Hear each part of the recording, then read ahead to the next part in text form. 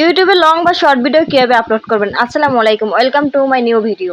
ইউটিউবে আসবেন, আসার পর প্লাস চিহ্নতে ক্লিক করবেন। ক্লিক করার পর এখানে শর্ট ভিডিও আপলোড করলে শর্ট ভিডিওতে দেবেন, আর লং ভিডিও আপলোড করলে লং ভিডিওতে দেবেন। তারপর অ্যাডে ক্লিক করবেন। অ্যাডে ক্লিক করার পরে তারপরে আপনাকে আপনার গ্যালারিতে নিয়ে যাবে। গ্যালারিতে আসার পর আপনি যে ভিডিওটি আপলোড করবেন ওই ভিডিওটি বেছে নেবেন। বেছে নেওয়ার পরে নেক্সট ক্লিক করবেন। নেক্সট ক্লিক করার পরে আপনার আবার ডানে ক্লিক করবেন। ডানে ক্লিক করার পর একটু প্রসেস হচ্ছে, টাইম নিচ্ছে, একটু ওয়েট করেন। তারপরে আপনি ওখানে লেখা দেখছেন টেক্সটে ক্লিক করলে আপনি মনে করেন কোনো ক্যাপশন যদি এখানে লিখতে চান ভিডিওর উপর, তাহলে লিখতে পারেন। আপনি যে ধরনের ভিডিও আপলোড দিবেন, যে ক্যাটাগরির, ওরকম একটা আপনি ক্যাপশন লিখতে পারেন বা যে কোনো কিছু লিখতে পারেন। আমি জাস্ট একটা ইউটিউব লিখে দেখাই দিলাম। তারপর ডানে ক্লিক করে ডানে ক্লিক করার পর আবার আপনি এখানে ভয়েস ওভার দিতে পারবেন। আপনি ওই মাইকের মতো ওইটা যাবেন, যাওয়ার পরে আপনার দেখবেন এখানে ভয়েস দিতে পারবেন। এখানে ভয়েস দেওয়ার পরে ভয়েস দেবেন। ভয়েস দেওয়ার পরে টিক চিহ্নতে ক্লিক করবেন। টিক চিহ্নে তো ক্লিক করলে তাহলে আপনার ভয়েস ওভারটা ওকে হয়ে যাবে।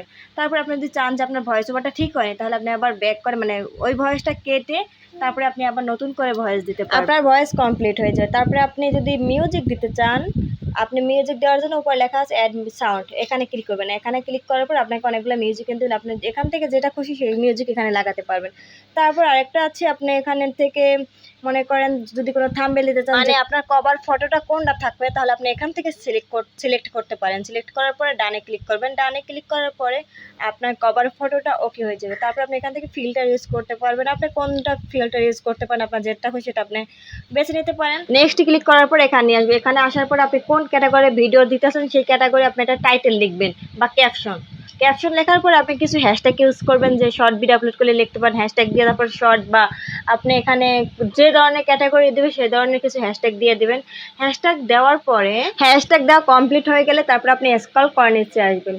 স্ক্রল করে নিচে আসার পর দেখবেন এখানে ভিজিবিলিটি লেখা আছে। এখানে আপনি ভিডিওটাকে কি প্রাইভেট করে রাখবেন, না পাবলিক করবেন, না আনলিস্টেড করে রাখবেন।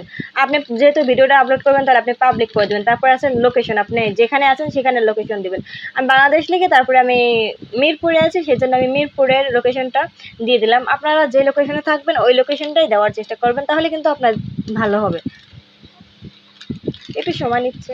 তারপরে আপনারা আবার নিচে আসবেন। নিচে আসার পর এখানে দেখবেন মানে এটা হচ্ছে সিলেক্ট অডিয়েন্স। আপনি যে উপরেটা হচ্ছে yes it is made for kites বলতে বাচ্চাদেরকে বুঝাইছে যে এটাকে আপনি বাচ্চাদের জন্য ভিডিওটা আপলোড করছেন নাকি বাচ্চাদের ছাড়া। যদি আপনি বাচ্চাদের জন্য আপলোড করেন তাহলে আপনি প্রথমটা ক্লিক করবেন, আর যদি বাচ্চাদের জন্য না হয় তাহলে দ্বিতীয়টাই ক্লিক করবেন।